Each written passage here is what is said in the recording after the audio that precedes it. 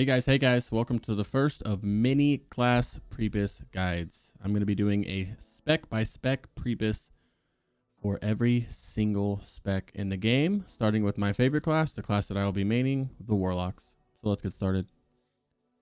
All right, so I'm going to try to do this nice and quick by not talking too fast, right? Do a little bit differently than the other pre-BiS guides, okay? Quick note. Warlock gearing is interesting and fun. With a ton of gearing options to really prepare yourself for T4, your main issue that's barring you from pumping is hit.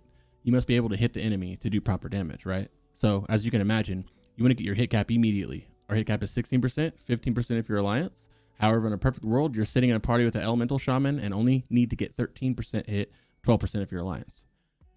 As you will see, reaching hit cap is not a hard thing to do. It's not even really that daunting because there's just so many gear options out there for you guys. Once you get your hit cap, then you can start filling in with a spell power or crit to your liking. Note about Affliction, if you guys are even running an Affliction lock, and it's up to you, just simply get your hit, which is still important because you still need to be able to Shadow Bolt because you do Shadow Bolt quite frequently. And after that, simply lean heavy on spell power rather than crit because our dots cannot crit. Thus, Affliction values crit a lot less. However, don't be scared of crit at the same time since, like I said, you will be Shadow Bolting as Affliction, just not nearly as much as Destro. As for the gems, we're going to assume that the hit gems will be in the game at launch because they did say 2.4.3, but the gems also don't come out with the itemization until 2.1. But it's a big quality of life option Blizzard has, and I honestly think in my heart that they're going to have them at launch. If they don't, then of course disregard wherever I say to put a hit gem in and balance your hit off other pieces as you guys would have figured out yourself, but just in case, that's what you do. So I'll show multiple pieces of gear for each slot. I'm not going to list every possibility, so if there's something in here that you think should be in here, let me know in the comments and we can talk about it, all right? Whether you're Shadow Destro, Fire Destro, Affliction, or even the Felguard build, you'll find what to aim for in this video, and I hope it helps, man. Let's get started. I'm going to toss these gems in here right now. So this is your meta gem, right? So if this meta gem is not out at launch, you're going to get this one. If this is out, the Kinetic Fire, if that is out, then get it. But I honestly don't think it will be, but I put it there just in case. As for the gems, you have the Rune Living Ruby, which is 9 spell damage. You have the Potent Noble Topaz, which is 4 crit, 5 spell damage. And then you have the Veiled Noble Topaz down here, which is 4 hit, 5 spell damage. These are your main things when you're socketing something. This is what you're going to use. You know, you use this one as a red yellow to match it. You have the red yellow to hit down here. I'm not going to tell you guys to stack crit or spell damage. I'm going to tell you that you need your hit rating and you can go decide what you want to do from there. I like to go a little bit of both. It just depends on you, okay? But these are the gems that I'm going to use. If for some reason the T6 gems are out, which comes out with T6, I don't think they will be, then obviously just use a direct upgrade. So instead of a Rune Living Ruby, it would be like a Rune Crimson something or whatever, right? Use just direct upgrades of these. So, but this is what you're looking at for gems. Also quick on consumes. I'm not going to read all these right now, but these are the consumes that you will need prepare for T4, okay? All of these will be out at the time. Yeah, your main, this is the TBC flask. It's 10 more than the other flask. I will say though, the reason I put these in here, if you guys are raiding, you guys want to min-max your damage, right? Then obviously you want to go with this. But I know there's a lot of people out there who it's only 10 spell power. They don't really care about it, or they're just doing farm raids, or it's in a casual guild. Then don't worry about them. You guys can go ahead and use these flasks here, but just know it is 10 spell power difference. You have your 2 oils. Why there's 2 of them is this is the one from Classic, and the Superior Wizard is the one from TBC. It's the 36 spell power and 14 crit is better than the 42 flat spell power, unless you're Affliction. Then you're going to go ahead and run the Superior Wizard oils, okay? Destruction potions are your potions that you're going to end up using with 2% spell crit and 120 spell power for 15 seconds, all right? You're just going to use that usually right there when you're lusting, etc., etc. Also, don't use that on cooldown because you will be using mana potions as well. Going over here to the mana potions, there it is. There's your healing potions. Stock up on dark runes and demonic runes. They're both just as good. You can use these if you want as well. Poached bluefish, this will be these both poached bluefish and blackened basilisk will be your food buff. They do the exact same thing. Literally 23 spell power, 20 spirit. Pay attention because on a lot of private servers, these are different priced. Like it'll be the same, but people don't realize they're both not in there. But I'm pretty sure how much I talk about it, you guys will realize that. Scrolls are really cool. I would say they're more important. Same with Kibler's Bits down here because if you're running the Felguard build, you're going to want Kibler's Bits for the 20 strength and 20 spirit to your pet, as well as some scrolls for some classes that might not be in there. Flame Cap down here is a consumable only for Fire Destro. It's a really good one too. It increases your fire damage by 80 for 1 minute. 3-minute cooldown, shares cooldown with dark and demonic runes. Choose which one you want. And that's it, guys. One more thing about tailoring. I want to break it down real quick, just do a quick note. I know you guys have heard a lot about it. There's 3 sets of tailoring, okay? There's the frozen that we do. There's Frozen Shadow Weave, right? Which is for Affliction, Destro, and or Shadow Destro, Affliction, and Felguard. You have Spellfire, which is strictly just for Fire Destro, and then you have your Spell Strike, which everyone uses at the same time, okay? Don't worry about the set bonus. It's not a big deal. It's not a big deal. Well, I mean, this one is kind of cool, but this is only for Fire Destro. And then, of course, the 2 set down here on Spell Strike gives you a chance to harmful spells to land and do 92 spell power for 10 seconds. That's a really good one as well. This is also BOE, but you do not get the 2-set bonus unless you're tailoring. So typically, I'll explain this when I get to the sides, but typically what I do is as soon as I hit 70, these are the first things I'm getting because this is the biggest power spook to your class. This is literally 3 sockets on each spell hit and spell crit and more spell damage and everything else in the slot as well on top of the 2-piece, and it's BOE. So you can buy these and not have to worry about doing the whole like spell cloth and switching the shadow cloth and stuff. But obviously it's expensive. You don't have to do it that way. I just choose to do it that way because this is the biggest boost to your class while you're farming and gold and doing everything else for the rest of your money. Like to do your other tailoring, these are the best way to boost up your damage and stuff. So it's a good way to go. All right, let's start with head. All right, so we have the spell strike head. 3 sockets, 24 crit rating, 16 hit rating, and 46 spell damage. You see what it is. It's really good. Next up. What's up, guys? You want to do me a favor and go ahead and fucking subscribe? Huh? Make that red button turn gray for me, please. Thank you. You have a quest of Shadow Moon Valley, Evoker's Helm of Second Sight. This is 3 sockets, 24 crit rating, 35 spell damage. And then the last one is the Horde only item, another helmet called Magari Ritual Horns.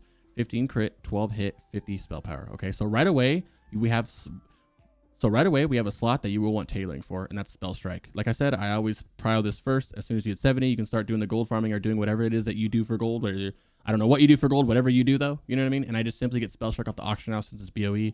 As I said, you can't get the 2-set bonus unless you're tailoring. Okay, now I'm going to tell you this. This is just what I do. I prefer it this way because you have a spell strike early and it's fast with a massive power boost to your character. Both the helm and the pants have a mega crit, mega hit, and 3 sockets. Okay. Now, in the meantime, until you can craft your spell strike, you can go pick up Magari Ritual Horns from a quest in the Grand. These are very good with crit and hit on it as well. However, it's Horde only, unfortunately. So if you're Alliance players, I'd chase down Evoker's Helmet of Second Sight because it has strong stats with spell power and crit, but also 3 sockets that you can toss the hit gems into. So yeah, just use either of these until you can get your spell strike. Then as for the enchant down here, there's really no other option for us. This is by far the one you can get. It only takes Shatar Revered, which you will be doing from your rep grinds anyway. You already have that for being, you can't even do the heroics unless you're revered, so don't worry about farming hard for it, right? It comes with 22 spell power and 14 hit, so it's nice. Next up, we got some necks. You got the Brooch of the Heightened Potential from Shadow Labs Normal. This has a 9 hit rating, 14 crit, and 22 spell power. And of course, Amulet of Veclash out of AQ and Classic with 27 spell power and 14 crit rating. And lastly, Hydra Fang Necklace out of Underbog Heroic, 16 hit and 19 spell power. For next, you have a couple viable options as Warlocks, all right? However, this is usually a solid hit slot, so it's suggested that you get Brooch of Heightened Potential, okay? It's very easy to obtain since it comes from Shadow Labs, and you'll be there a lot, right? Especially if you're dungeon cleaving, this would be a solid dungeon cleave place anyway. So you'll more than likely just end up with this regardless, and probably hit it even before you hit 70 because you can get it at level 68, which is very good. Hydro Fang down here is good for more hit. However, it's lacking the crit and the spell power from Brooch as well, and it drops from a heroic, right? So it's not worth the farm. If you were lucky enough to get Amulet of Vec from AQ and Classic, then that's really a strong neck, but only if you don't need the hit. Like if you don't need the hit, you can run it. But even if you look at that, it's like 27 spell power, 22 spell power. So what, 5 spell power, but same crit and minus hit. You know what I mean? You see what I'm getting at? Next up, some shoulders. Frozen Shadow Weave shoulders. Of course, that comes with 2 sockets and 50 frost or shadow damage. All we care about is that shadow. You already know. At an axe, the T3 shoulders, man, are actually pretty good. 36 spell power and 8 hit. At a BM normal, you have the Mantle of 3 Terrors for 12 hit rating and 29 spell power. And then lastly, Spoulders of the Torn Heart, which I love, from a quest in Shadow Moon Valley. And it is 18 crit and 40 spell power, okay? So for shoulders, you see your first piece of Frozen Shadow Weave right here, okay? Which are really good and is your pre-raid BiS unless you're Fire Distro. Then you would just ignore these completely and then just go off these, right? However, I want to make a quick note about this, okay? Warlocks are prioed in T4 for shoulders, okay? Shoulders and your 2-set. Well, it's your 2-set period. And the thing is, you want your 2-set and you have to mix and match your T4. The best way to do it is either shoulders, chest T4 or gloves, chest, gloves, shoulders, however you want to do it. I would prefer to go chest, shoulders, simply because chest is so expensive to craft and you're going to replace it in T4. So it's kind of cool to do that, okay? So one of your first raid upgrades, literal first raid upgrades might be shoulder, T4 shoulders. So of course, if you're running more than one Warlock and maybe you don't know if you'll be the first or last lock to get the T4, that's where it's left up to you if you want to spend the time farming Frozen Shadow Weave shoulders to replace it eventually. As a GM, I can personally tell you that you should never go into raid expecting a piece of loot, regardless of the priority of it, okay?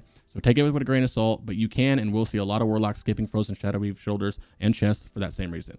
Whether you're following suit or you want to craft Frozen Shadow Weave, in the meantime, you need something to wear as a placeholder, right? That's where T3 shoulders come in. if you were able to get them, of course. You can just use those straight until either you craft your Frozen Shadow Weave or you get your T4 shoulders. If you weren't able to get T3, have no fear, because Mantle of 3 Terrors is here to save the day, and is only slightly behind and actually has more hit, which is lovely, of course. If you don't need hit for some reason in your shoulders, then Spolders of Torn Heart are beautiful to wear in the meantime, because the spell power is 40 and 18 crit, which is your friend, alright? As for the shoulder enchants, you have 3 options here. The one from Classic that drops up Sephiron, whatever, however you say that, and Nax. You have the one from Aldors, and you have the one from Scryers, which is usually the go-to since Warlocks typically go Scryers for Blood Gem, Seer Signet, etc., etc. However, if you're feeling pretty sweaty, the Nax enchant is actually our best enchant as Destro. Now, I'm not going to tell you to farm Nax for the enchant, but maybe if you can get your hands on one beforehand, I would suggest keeping it and then using it on your T4 shoulders, actually, since you'll be using those for quite some time. Now, of course, many of us won't be doing Nax, and then the Aldors chant is BiS for both Destro and Affliction. Of course, many of us will be Scryers, and that is completely fine. It's still a good enchant, and the difference is minor and sweaty. Alright guys, on the Cloaks. Starting with Nax, you have the Cloak of Necropolis, which is 26 spell power, 14 crit rating, 8 hit rating, and then next up out of AQ again is the Cloak of Devoured, which is 30 spell power and 8 hit rating, with a Cyclical Oracle Cloak, as you can guess it's from Sethic Halls, 12 hit rating and 22 spell power, Cloak of Entropy, which is a BOE that has 10 hit rating and a 25 spell power.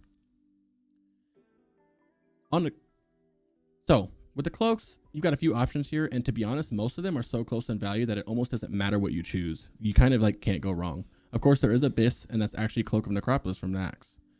It comes with spell power, hit, and crit, which is massive for a slot that would otherwise be only spell power and hit. Also, Cloak of the Devoured, which is also from Classic, but an AQ, and is also good and should be used if you have it and don't have Cloak of Necropolis. Now, if you don't have that, don't worry, because we have some other choices for you to choose from, and thankfully all of them are much easier to get. Sethic Oracle Cloak is typically the go-to on fresh servers due to the SP and hit, as you can imagine. It even has 4 more hit than the Classic Cloaks and can be used if you find yourself 4 low on hit or there's some no-hit gems in the game, which we hope there is.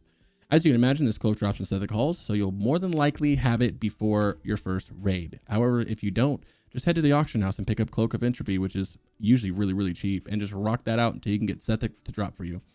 As for the enchant, Subtlety Cloak is BiS as fuck, as it reduces your threat by 2%. The thing is, it might not be in the game at launch since it is technically a 2.1 itemization thing. However, we'll see if Blizz does the 2.4 like they say, so if so, get this and keep it on your cloaks. Well, on the chest. Now it gets a little spicy. Right away, I want to mention this. You have your 2 tailoring pieces, Frozen Shadow Weave and Spellfire. Spellfire is for your Fire Destro pumpers out there, while Frozen Shadow Weave is for the rest. However, remember how I said we are prio T4 shoulders? Due to that, you have 2 options. You can go T4 shoulders, always the pick for T4, by the way. I don't see any Warlock pretty much not running that. And then T4 chest, or you can go T4 shoulders and T4 gloves. Which you choose is up to you. The tailored chests are the most expensive pieces of the craft, requiring the highest tailoring skill, as well as the most cloth and mat, so it's expensive. Thus, a lot of locks choose not to craft their chests and just go for T4 chests, and that's completely fine, and more importantly, up to you. No matter the decision you make, you'll need something in the meantime, whether you're crafting them or waiting for your T4, and that's where these will come in. All right? Starting off with a quest robes that are really good called Aconite Anchorites robes. 3 sockets, 23 hit, 28 spell power, right? And then Robe Oblivion out of Shadow Labs, 3 sockets, 40 spell power. And lastly, Robe of the Crimson Order, which is 30 hit and 50 spell power. Now, to start, you have Aconite Anchorites robes. I love these. It's a good amount of spell power, hit, and 3 sockets, which are fat. Another option is Robe of Oblivions, which lack hit. And then lastly is a nice BOE that comes with no sockets, but 50 spell power and 30 hit. So I typically go for Aconite robes, because it's a quest, and slap some 4 hit, 5 spell damage gems in there, bringing it to a total of 43 spell power and 35 hit. Of course, that is so close to Robes of Crimson Order, right? Only difference is that you'll already have Aconite Anchorites robes. That is so hard to say. You already have this because it's from a quest, okay? As for Robes of Oblivion, I list these because I like to look ahead a little bit, right? And if you do, you'll see that your T4 chest that you're going to wear has 13 hit on it and 3 sockets.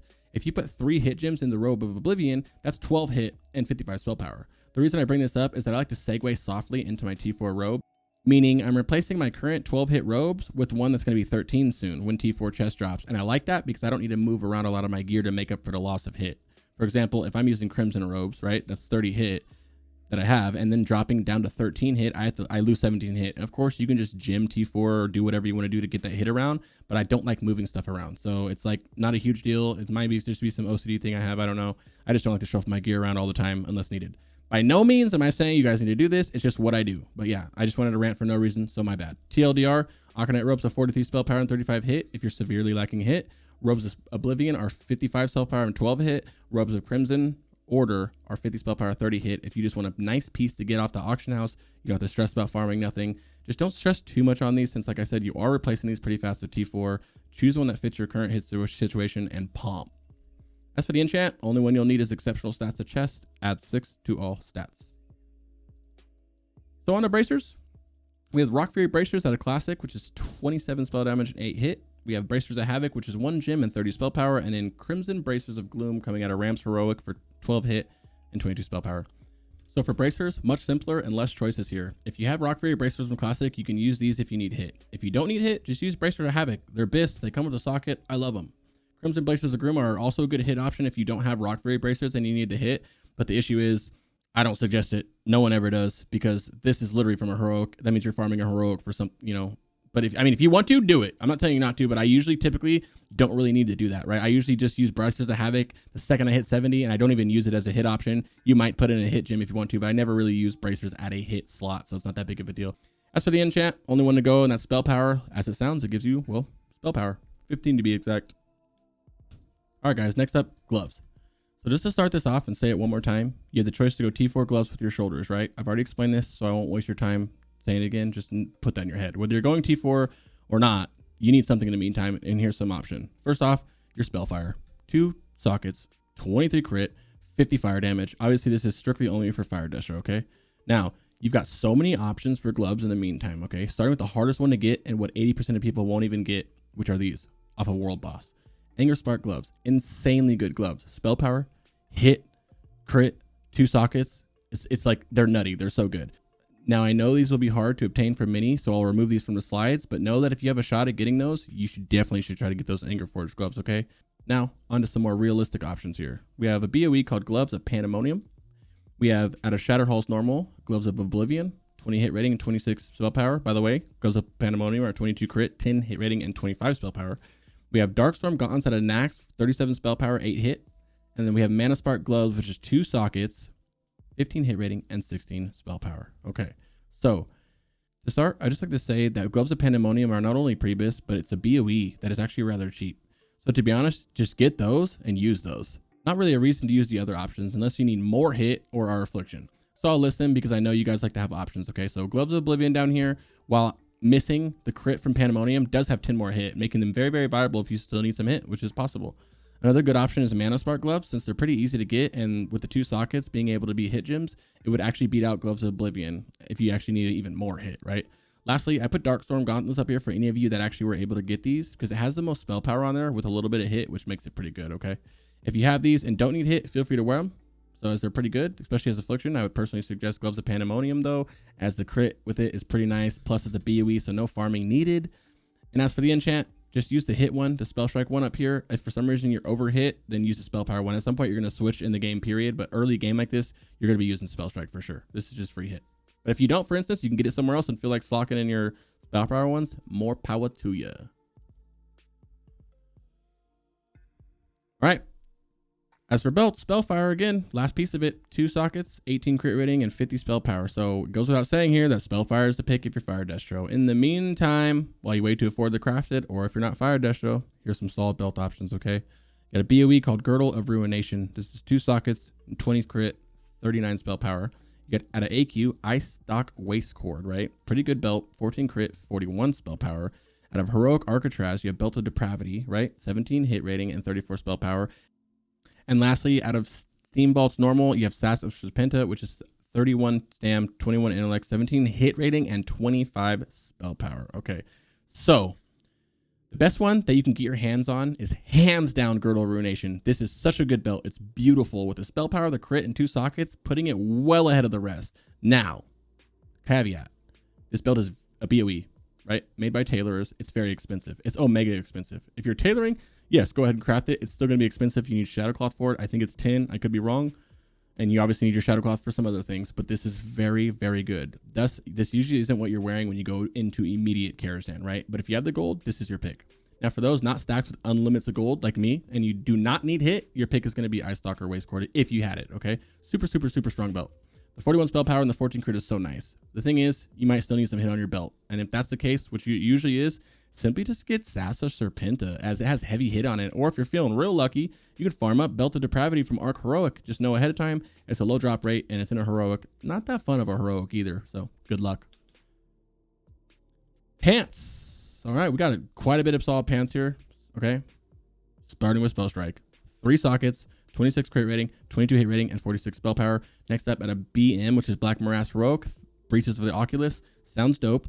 3 sockets, 23 crit rating, and 36 spell power. Next up, we have at a Nax, Leggings of Polarity. This is 44 spell power and 28 crit rating. And at a set that calls normal, you have the Trousers of Oblivion, which is 12 hit rating and 39 spell power. Now, a lot of solid good pants here. However, as you can imagine, the goal is Spell Strike, right? Nothing much to be said on this. So in the meantime, while you're waiting to be able to afford them or craft them, you got some options. The pants up here from Nax and Classic are actually really good. The thing is, I like to keep my hit in my pants slot. Thus, I wouldn't suggest using them unless you slot a ton of hit elsewhere, which I doubt you're going to. So for hit pants, 100% go pick up Trousers of Oblivion inside a set that calls normal. They're easy pants to get that you probably will get while you're leveling, since they're level 68 pants, okay? To be honest, just use those until you can craft your Spell Strike. Now, there is one pair of pants that is really good and much better than these trousers, and that's Breaches of the Oculus. They are phenomenal pants with a ton of spell power, a ton of crit, and 3 sockets. They're massive. The thing is, they're not as good as Spell Strike, and they drop in a heroic. So a heroic that, as a Warlock, we have no business really being inside of there. We don't need to go into BM heroic outside of, badge farming or something. And if I'm being honest, you should be rushing Spell Strike, not farming a heroic for a lesser pair of pants. Thus, it's suggested pick up Trousers Oblivion until Spell Strike. Obviously, if you just get this to drop for you, wear it, but still get Spell Strike, right? Because remember, Spell Strike has a 2-piece proc. Now, as for the enchant, you have 2 options. You have Mystic Spell Thread, right? This is the cheaper one. The one that's less. And then you have Runic Spell Thread. As you can see, Runic Spell Thread has 35 spell power and 20 stamina. And the other one is 25 and 15, okay? So this one's going to be obviously better to do. The issue is, this is pretty expensive. This is usually like 4 times the amount of these, right? So get Runic. Runic's the one that you should be wearing, but if you're just hurting for gold, man, don't even worry about it. As long as you have at least one of these on there. You guys, I'm not like telling, don't go to your raid and be like, yo, Crick said the fucking I don't need it. You should get this. It's 10 more spell power, but just like, if it's breaking the bank or you don't have money, bro, don't even worry about it. Just pick the Mystic one and go pump until one day you can get the Runic one with the spell power. Not the end of the world. Alrighty, guys. Next up, boots. Right away, Frozen Shadowy boots, man. 2 sockets, 57 57 shadow damage. Next, at Alcatraz normal Sigil Lace boots. This is 2 sockets, 17 crit rating, and 20 spell power. And at a quest out of Shadow Labs, this is a quest that you go to kill a boss, and then you get these 2 sockets, 29 spell power. And lastly, at a Mana Tomb's Heroic, Extravagant Boots of Malice, and then 14 hit rating, and then 30 spell power. Right away, we know that we're going Frozen Shadow Weave. This is the most important piece of Frozen Shadow Weave, in my opinion, because you actually get stuck wearing these for quite some time. Even going in the T6, like, you would obviously replace these if you have to, but I got stuck wearing these until Sunwell because I couldn't get Nash boots to drop in Black Temple. I couldn't get any boots to drop really until I finally got the ZA boots like a week before I got to my T6 boots. So these are actually really good going in the T6. They're like 3rd or 4th BiS still. So get them, craft them, keep them. So you're going to want these 100% unless you're going Fire Dash Road, then just ignore the Frozen Shadow Weave and go with the other pieces, right? In the meantime, while you're waiting to afford to craft them, you'll have some really, really good boots that are very easy to obtain right here. Right? Good old here in Alcatraz normal. Okay? Sigil laced boots. The spell power isn't as high as the other ones, but you've got 2 sockets. And being able to socket the hit gems in there puts these boots at a whopping 30 spell power, 17 crit, and 8 hit, which is really nice.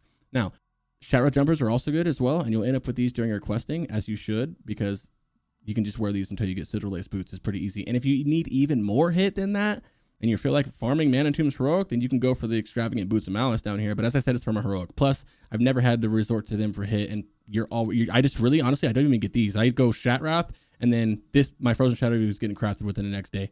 But if you have a little bit of a gap, like, you're going to work, whatever, you're not going to play for a couple days, and you have raid in a couple days, and you don't have time to get the Frozen Shadow, I'd go hunt down these Sigil Lace, my guys. As for the enchant, you want the move speed on them. I suggest Boar Speed if it's even in the game past 2.1. I don't know when Boar Speed came in the game, but that's what you want. And if Boar Speed's not in the game, just go and get the regular move speed. It helps you get out of mechanics. I shouldn't have to explain why that's good. You guys are smarter than me, so yeah. Next, rings. Rings are pretty spicy. So out of AQ, you have the Ring of the Fallen God. This is 37 spell power and 8 hit. And out of Nax, you have Seal the Damned, which is 21 spell power, 8 hit, and 14 crit rating. And then you have out of Scryer's Exalted Seer Signet. This is 12 crit and 34 hit. And then Cenarian Exalted gives you Ashen's Gift, which is 21 hit rating, 30 stamina, which is nothing worth mentioning, and 23 spell damage. At an OHF normal, you have, ooh, is that normal or heroic? You know what? I'm going to go with normal. Somebody correct me if that's wrong. I'm pretty sure this is a normal. Sparkling Arcanite Ring. This is 10 hit rating, 14 crit, and 22 spell power. And lastly, for Spirit Shards, I believe 50 of them. Seal the Exorcist, which is 12 hit, 11 res, and 28 spell power. So, like I said, rings are a little spicy, guys. But to be honest, you should be wearing 2 hit rings going to T4. I like using jewelry for hit. It's the best thing that I think you can do. Like, I don't see a world where you're wearing double crit rings that early on your first T4 without skewing your other gear around, right? So without going too deeply into rings, all of these rings are super good, each one with its own niche depending on how much hit you need and how much hit you have, right? So Ring of the Fallen God from AQ and Classic is amazing for spell power, and however, sitting around 8 hit, you might need some more hit on the other one, and that's when Ashen's Gift should be used, which, by the way, I just want to say that I've always used Ashen Gifts at the start on every server I've ever played for a decent amount of time, so this is for sure going to be the one you're going to use, okay? Seal the Damned from Nax in Classic and Sparkling Arcanite rings are both amazing rings for spell power, hit, and crit on them. I love these rings. Fortunately, I've never had Seal the Damned, so my ring setup usually goes like Ashen's Gift, Sparkling, unless I super need hit, right? Seared Signet is also a good ring when you don't need to hit and you can afford the crit, since you'll have Scryer's rep up anyway because you need the shoulder enchant. If you are Scryer's for Blood Gem, that's up to you again. Seal the Exorcist is another really good, decent hit ring as well, which doubles as a best in slot PvP ring for Warlocks. So like I said, you've got some options. All of them good. Rather than I tell you what to choose, go get all these rings. Obviously, you can't get the classic ones, but go get all these rings, keep them in your bag, and use them to adjust your hit as needed. Ring slots are the best for that. Trinkets, another spicy one. Starting with Mark of the Champion. This gives you 85 spell power to everything that's undead and demons. You have Nel's Tear, which is 44 spell power, 16 hit rating. You have Restrained Essence of Sephirin, which is 40 spell power and on use for 130 spell power every 20 seconds. Or 130 spell power for 20 seconds on a 2-minute cooldown. Then you have Iconic Silver Crescent, 43 spell power with an on use of 155 spell power for 20 seconds. And the last two are Quagmirian's Eye, which is 37 spell power. And then your harmful spells have a chance to increase your spell haste rating by 320 for 6 seconds. This is a really good trinket. And lastly, of course, you guys know Scryer's Blood Gem.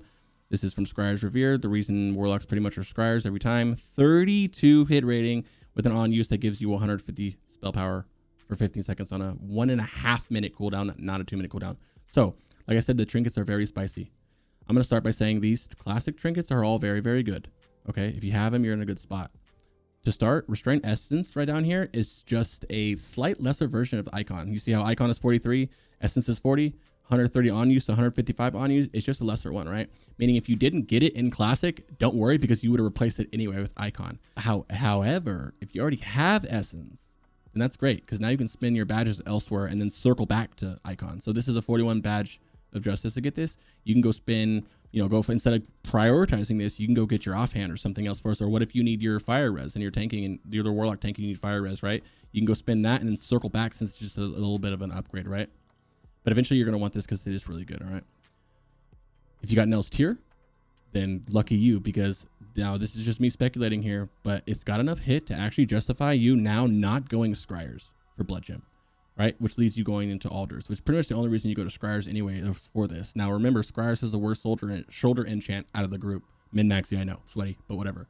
This allows you to go to Alders instead of Scryers, okay? Unless you still really want Blood Gem, then more power to you, and that's no problem with that. I'm probably going to do it still because, to be honest, it's such a nice trinket to have, Blood Gem is, because to be honest, sometimes you're not in there with the Elemental Shaman. Sometimes something happens. He didn't show up the raid. The boss is actually harder than you thought. You need an extra healer, so he switches the Resto Shaman. So there's a lot of times that you actually might use this. You know what I mean? Mark the Champion is Ultra BiS when fighting undead and demons, which is like every boss in Karazhan except I think 4 bosses. Now, of course, these classic trinkets are very hard to get. So if you were unable to get any of those, do not worry because 1, Icon is Pre-BiS anyway, so you'll be getting that immediately as your first badge justice purchase. Number 2, Scryer's Blood Gem is a beautiful trinket to have in your bags, as I said. And then, of course, don't forget about Quag's Eye, which is very good. These are your 2 pairs that you usually go into on a fresh server, unless you were able to get one of the classic trinkets. And then just use which one you got, bud. And then for anything that you need a severe amount of hit on, you just go ahead and slap Scryer's Blood Gem. All right, guys, now for the fun part, some weapons. Now, I know this slide is going to look like you have a ton of options, but you really don't. So I'm going to be pretty straightforward here, and I'm going to go in order of BiS, starting with the Gladiator Spellblade. 18 resilience, 199 spell power, okay? This is BiS. However, unless you're an avid PvPer, it's not recommended to farm this up since you've got a few options in T4 for a better weapon right away that's better than this Glad one, okay? So I'd only suggest this weapon if you're big into PvP or PvE is more of a side thing, or if you're not expecting a weapon for a while. Another reason would be like, say you do PvP a little bit and there's 6 Warlocks on your roster for some reason, which is not actually unheard of. You get 5 or 6 Warlocks and you're like, you know what? I'll go get this since it's not that much less than the other ones and let the other Warlocks get the weapon. It's a team player thing. Just do that as well.